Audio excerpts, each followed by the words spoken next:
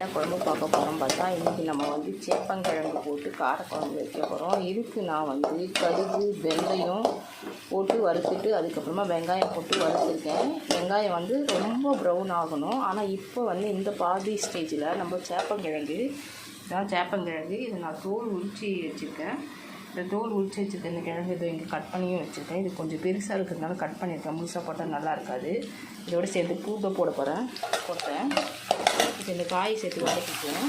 அதுக்கப்புறமா நம்ம இது வதங்கினதுக்கப்புறம் தக்காளி போட்டு பார்ப்போம். இதோட இது நல்லா ட்ரை ஆகிடுச்சு. இதோட நான் கொஞ்சம் சுண்டல் வச்சுருக்கேன். இதையும் சேர்த்து இந்த காரக்குழம்புல போட்டேன். இதையும் ஃப்ரை பண்ணிடுவோம். சும்மா லைட்டாக ஒரு ஃப்ரை போதும். இது ரொம்ப ஃப்ரை பண்ணதால அப்புறம் நம்ம தக்காளி அரைச்சி வச்சுருக்கோம். அதை கொட்டிடுவோம். அதில்